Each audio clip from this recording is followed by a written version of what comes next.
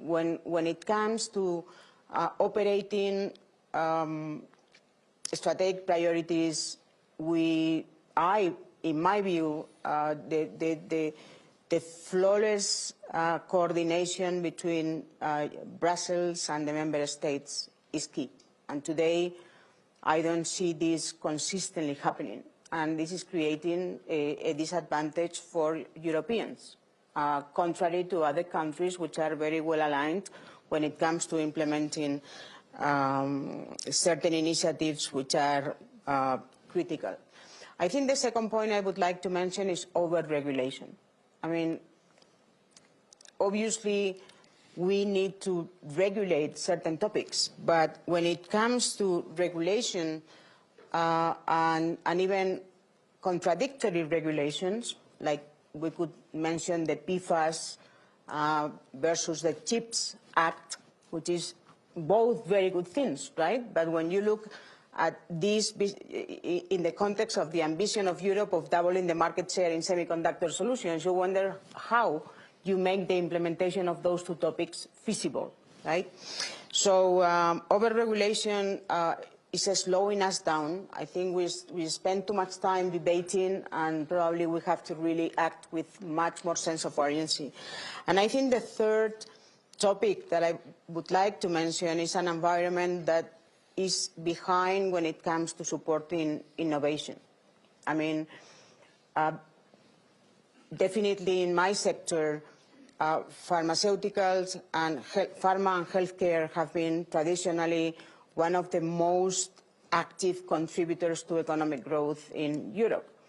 And we don't see that the environment is evolving towards, from different perspectives, from investment to the regulatory environment, to the consistency between the European level and the country level to help innovative industries to thrive. Okay, thank you very much. I will stop here. I have other comments that may come back later. Unfortunately, we have very limited time, yes, and we do want to give you the opportunity to ask questions. So you should be thinking about questions. But I would also note that, in my view, a question consists of one sentence with a question mark. And I do know the difference. So speeches can be delivered elsewhere. Jose Maria. Well, again, thanks for having me here. The first thing that I would like to say is that we don't have a challenge, we have a problem, and then potentially a challenge, but we have a problem. We have created something very unique in Europe in the last 30 years, which is a single market of 440 million people, 23 million companies, and you know, we represent 15% of world GDP. But instead of taking advantage of that, we are lagging behind. And we are lagging behind because we are investing less in innovation, 2.3% in R&D, far away from the 3% that was the target. You know, China is leading in 37 out of 44 leading technologies. The US is leading in the other 7. There is no European company on that space. Out of the 50 largest ICT companies in the world, only 5 are from Europe. And in my sector, in the telecom sector, in the last 15 years, US telecom companies have been up 260%. European companies have been down 60%.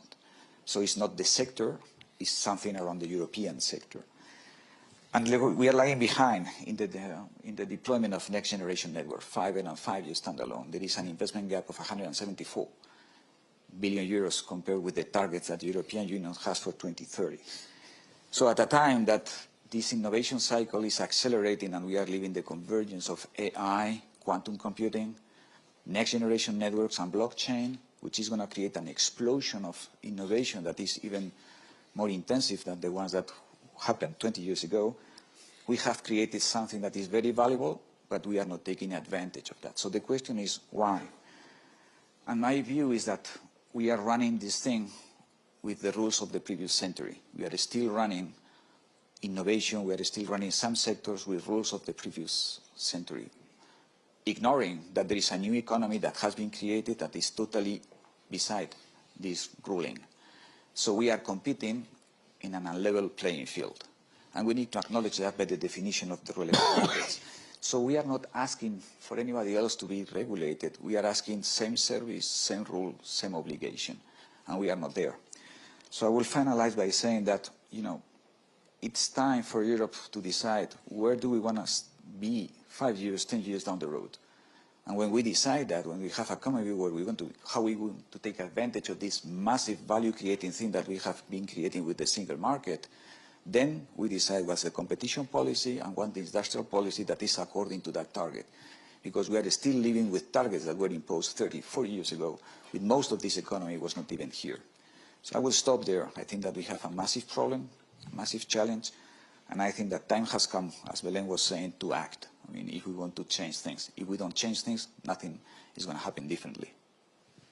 So, Robert Habeck, do you agree there is a big problem? It is, and if so, do you agree in any way with the analyses that you've heard of what it is? I agree completely that there's a problem, but I even would make the point that it's bigger than discussed until now. Okay. Maybe I can come back to your first remark, Brexit, and tell you what I think is the problem, and then all the different aspects, overregulation, this risk-averse finance tendency in Europe shows up even harder to this hard light. But the real problem is that economics, and I think the history of the World Economic Forum maybe tells the story, economics was considered as a neutral sphere. Business making, and the rule of businesses is invest, earn money, invest again, and so on, and so open borders, and no ideology, no politics interfered, and business people always asked from politicians, stay away from our sphere. This is what a Minister of Economy has to be done in the past years: do nothing. Let us alone, deregulate, let the market work. That was the basic idea. Do you remember the famous book of Fukuyama, End of History? That was meant not that nothing's going to happen, but that no politics, not an ideology is interfering into this globalized open sphere of economics. And this is gone. Now we live in a time, and I think it was always there, but we haven't always recognized it, where economic relations are deeply woven into the sphere of interest relations, and interest relations are power relations.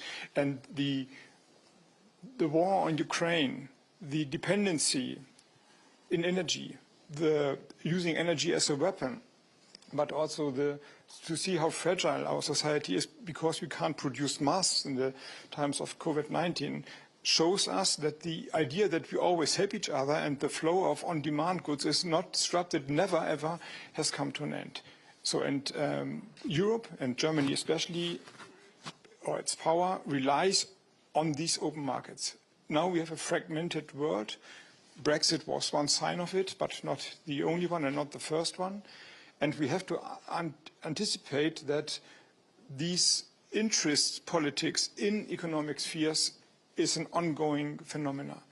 And then now we see that our own mistakes, European mistakes or hesitations or not being competitive enough, now they become a real problem because the world has changed. And this real problem can be defined and then also overcome, as you just said. So shall I give you some? No, you are not at the part where the solutions are coming, are we? No. Not yet. Okay. You're going to have an opportunity to start. I would say the real problem, the world in which we live in, is even bigger than different aspects like overregulation and lack of investments, lack of innovations, and so on and on. It's that the idea of economics has changed fundamentally in the past 15 years, I would argue, but we have seen it in the last 2. If I understand you correctly, there is obviously lots of aspects of this. A part of it, what you're talking about, is what Belén and José María talked about, which in a sense is, let me be crude about it, there are predatory competitors out there that are not playing by the rules and are better at not playing at the rules than Europe is, partly because they're united and they're huge single countries, and partly because they're very happy not to play by the rules. Is that part of, and then there's a bigger metaphysical, ideological idea, which Europe really bought into the social market economy, as it were, which is very much embedded already in the original treaties and very much a German idea. Is that the other part of what you're thinking? Yes, both is true. Local content rules, subsidies, like long time not seen, taking advantage of the lowest level of regulation, sometimes climate issues and so on and on. They are all part of a competitive game that we are not used to. But let me be clear, other countries, other economic spheres, they can do it. I mean, we thought of them as the cheap working bank for our products, and we earn the money. We means the Northwestern Hemisphere in a way. Of course, the Middle East, China, other countries, they have the right to prosper themselves, and they're using their advantages, as we have done before, using ours. But the question of this panel is, what is the European problem in a new economic world order? And the problem is that the arrogance with which we have thought that we don't need to do anything because everything is working to our advantage, that is gone. And now we have to work hard and to do, we have no other choice as to do our homework. The others won't do the homework the Europeans have to do. So let's come to you and then we get the feedback and have finish this part of the discussion. So we've made huge mistakes.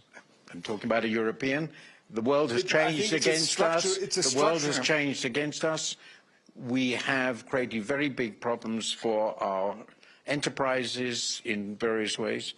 So what do they do now? What should the politicians be trying to do? Mistakes is maybe the wrong word, if I may say so. Of course, let's say Germany was dependent on Russian gas. That was a mistake from our perspective today, and a huge mistake.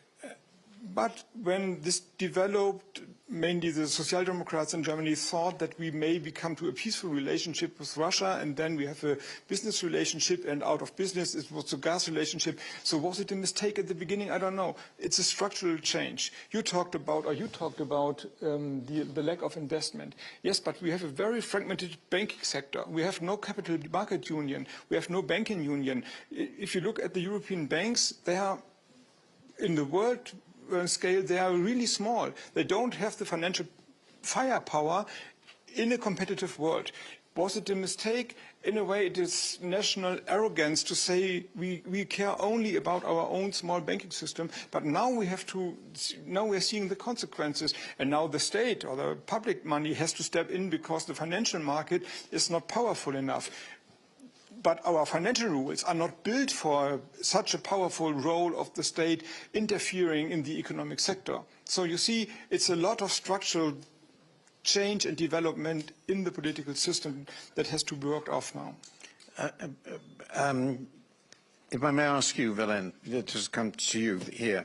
How do you respond to what you've heard? And in particular, if you think that we are now in a competition of great states, which are essentially mercantilist powers, and the US has followed or is following China in this regard. I'm not going into debate who started this. Is it the logical implication that a necessary condition for the success of the European economy is, and it seems implicit in what Rob was saying, is a much deeper integration of the financial system, the fiscal system, and the policy system? What do you think? So, let me first comment on the mistakes. I think, I would call that complacency. I think for many years Europe has been very complacent, right? And, well, after the pandemic and many other multi-crises, the pressure has increased, and once again, I believe that yes, definitely further integrating, having an industrial policy, an integrated industrial policy that clearly outlines and underpins the priorities, is going to be a very, very, very important step. But, you know, there is no strategy without a realistic implementation plan. And at the end, Europe is only operated through the member states.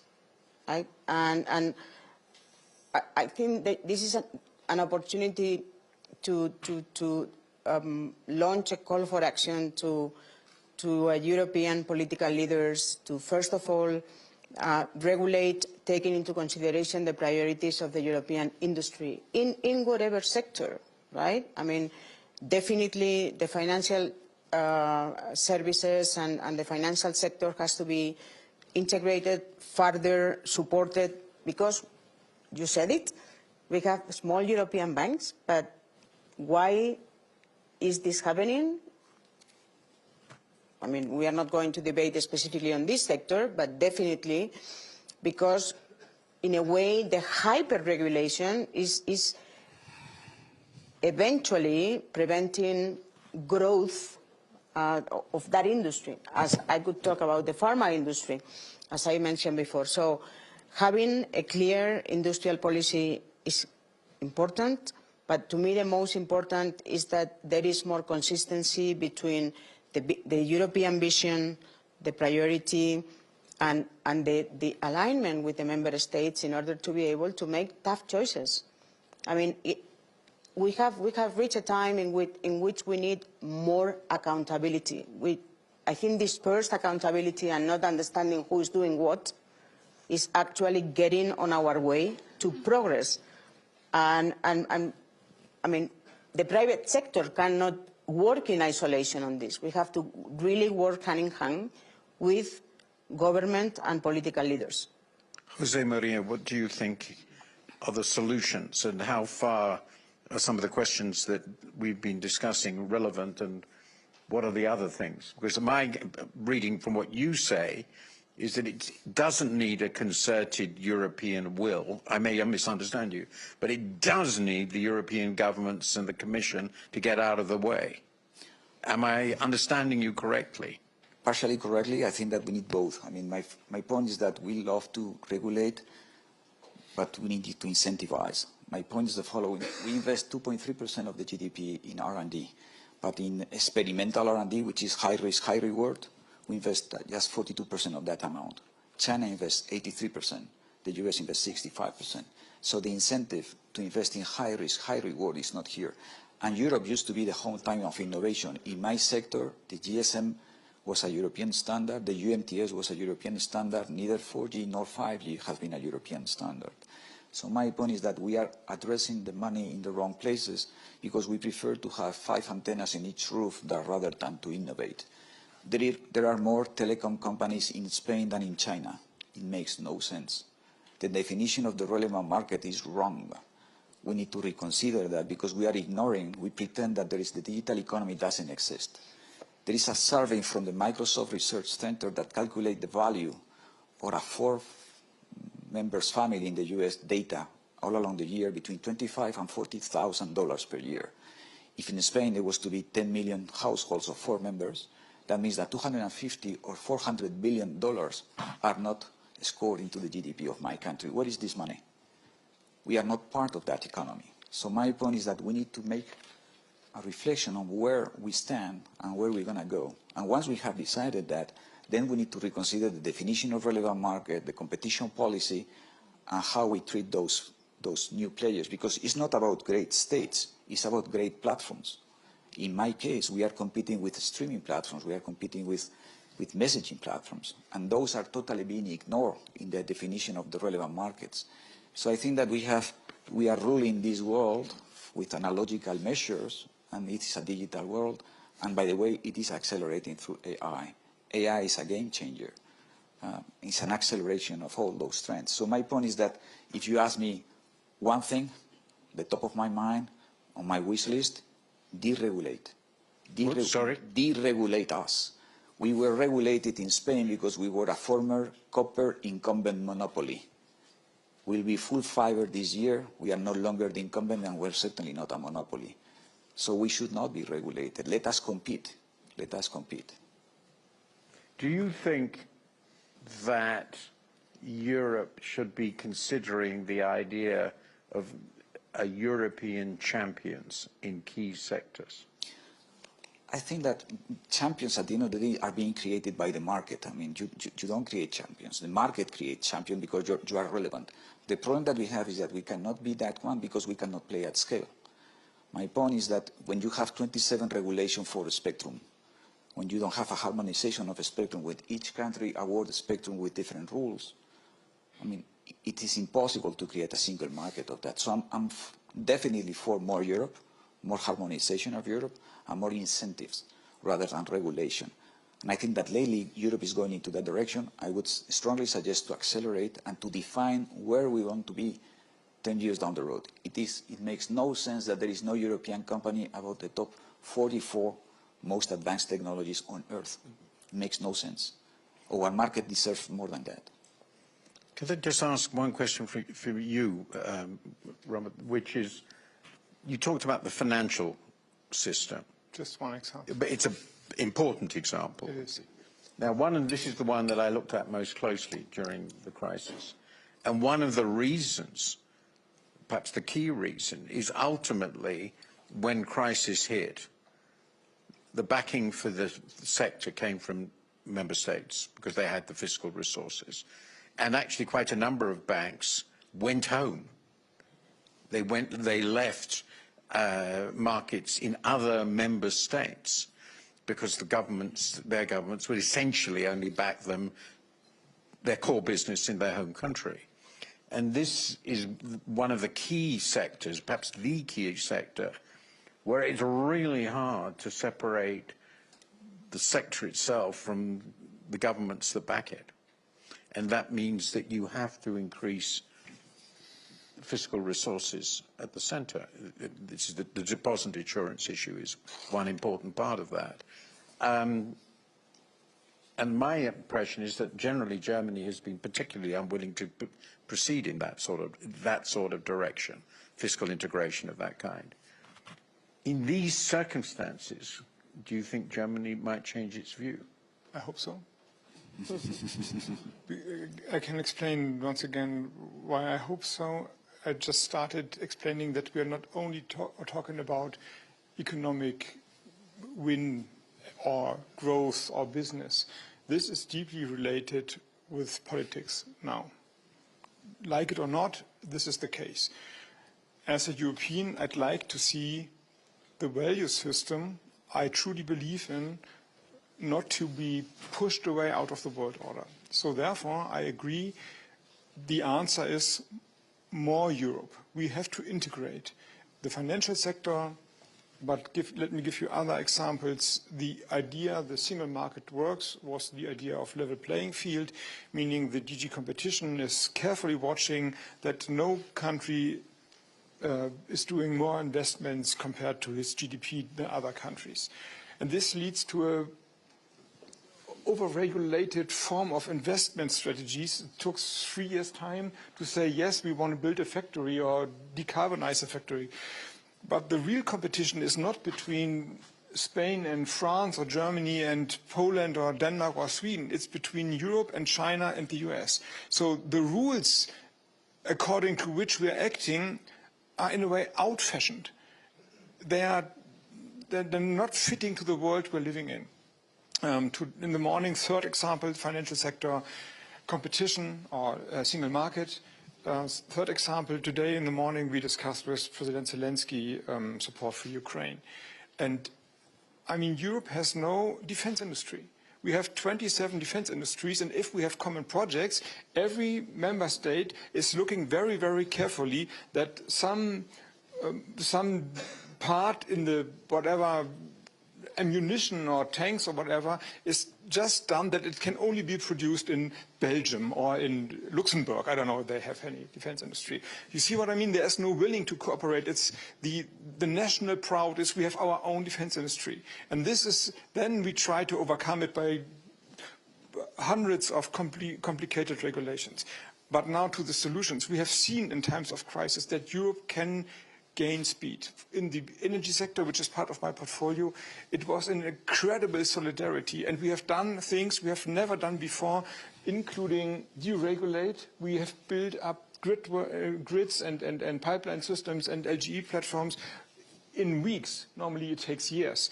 We have a common purchasing platform. We have a common buyers platform for the gas market. This is all developed, was all developed over only a few days, actually. So Europe can, if it wants.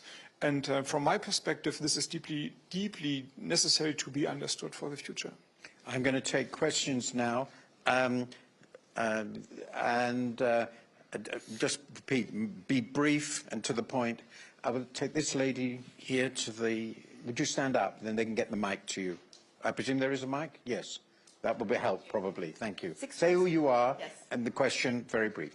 I'm Veronica Nilsson. I'm the General Secretary of the Trade Union Advisory Committee to the OECD.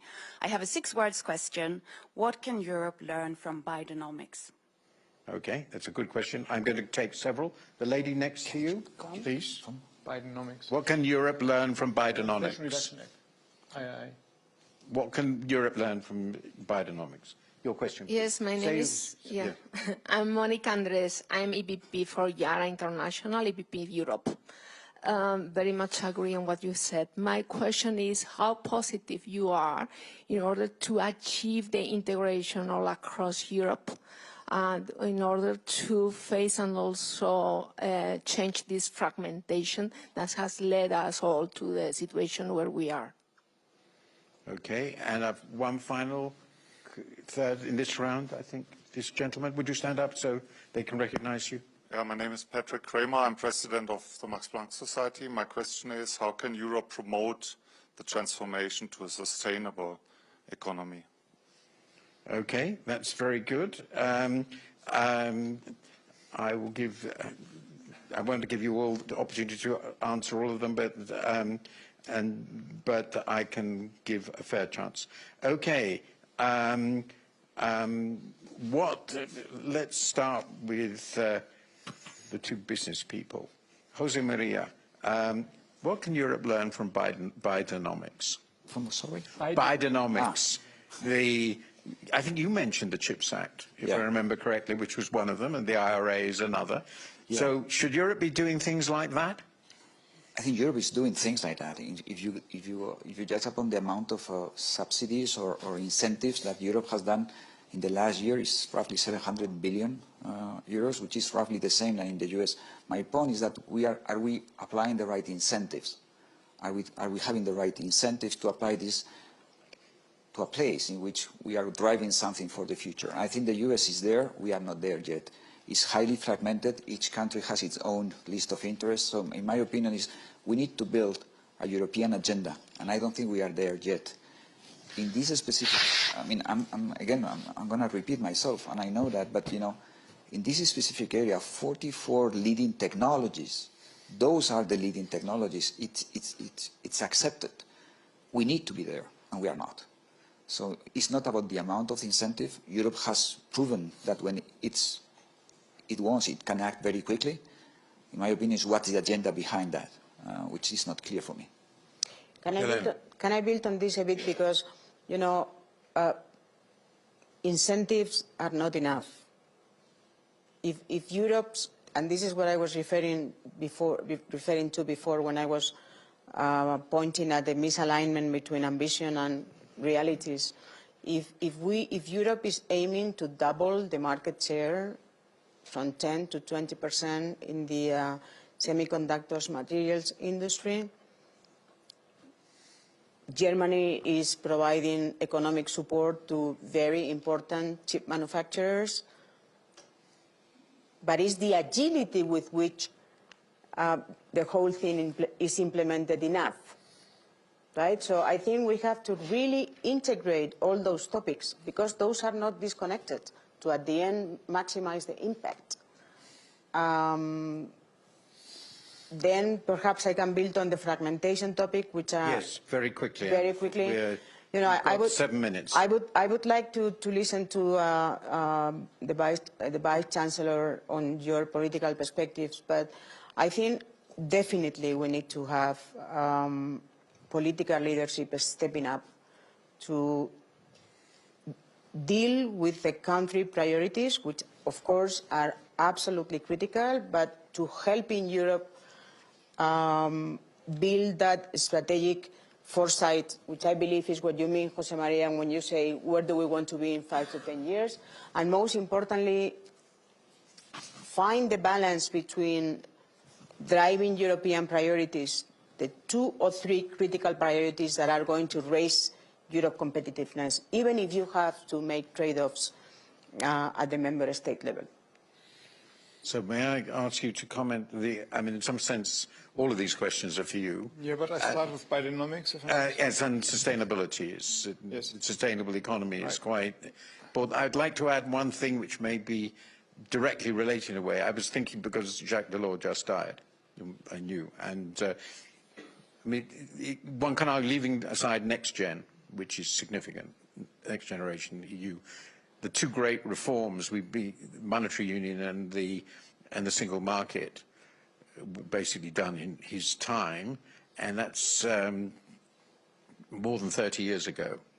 So to an outsider, it does look that there's not just, and this is, I think, a lot of our discussion, the political stalemate problem is prior to all the other problems that we're talking about. And the fact that there hasn't been a really big institutional reform, even though everybody has been talking about these problems now for 2 decades at least, is an indication that politics is some way where it starts.